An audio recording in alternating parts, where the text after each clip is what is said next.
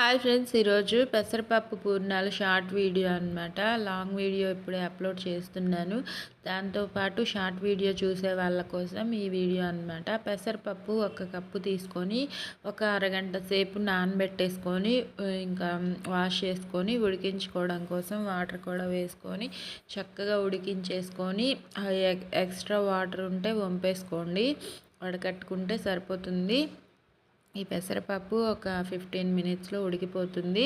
దానిలో వాటర్ తీసేసిన తర్వాత బెల్లం కూడా ఒక 1 కప్ తీసుకున్నాను. దాంతోపాటు ఈ పెసరపప్పు బెల్లం రెండు మిక్సీ పట్టేసుకొని చక్కగా మిక్స్ చేసుకుంటున్నాను అనమాట.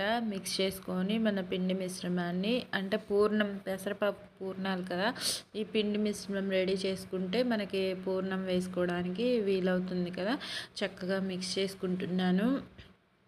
మిక్స్ చేసేసుకొని ఈ పిండి కాస్త లూజ్ అయింది. లూజ్ అవ్వకుండా మీరు ఏమన్నా టిప్స్ చెప్తే చెప్పండి కామెంట్స్లో. ఇంకా ఇది నేనైతే ఫ్యాన్ కింద ఒక 15 మినిట్స్ ఆరబెట్టాను, అయినా లూజ్గానే ఉంది. ఇంకా అయినా కూడా పూర్ణాలు వేసేసుకున్నాను. నా దగ్గర అట్లు పిండి ఉంది, మిగిలిపోయిన అట్లు పిండి అనమాట. అది కాస్త లూజ్గా ఉందని చెప్పి ఒక 1/2 కప్పు దాకా గోధుమ పిండి వేసుకొని మిక్స్ చేసుకున్నాను. కరెక్ట్ కన్సిస్టెన్సీ వచ్చిందనమాట. ఇదిగోండి, దీనిలో గోధుమ పిండి వేసి మిక్స్ చేసుకున్నాను. ఇలా ఉంది టెక్స్చర్. ఇంకా పూర్ణాల పిండి ముద్దలుగా చేసుకొని చిన్న చిన్న బాల్స్ లాగా పూర్ణాలు అయితే వేసుకున్నాను. పూర్ణాలు బాగున్నాయి కానీ టేస్ట్, కాకపోతే టెక్స్చర్ కాస్త మిస్ అయింది. ఎందుకంటే ఈ పెసరపప్పు అనేది కాస్త లీక్ అయ్యి ఆయిల్లోకి వెళ్ళి కాస్త పైనంతా అలా స్ప్రింకిల్ అయినట్టు అంటుకుందనమాట.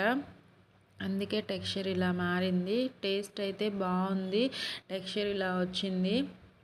మీరు ఇంకా ఎలా చేయాలో మీకు తెలుసుంటే నా కామెంట్స్లో చెప్పండి. నా పూర్ణాలు బాగున్నాయి కానీ చెప్పాను కదా, ఇలా అయిందనమాట.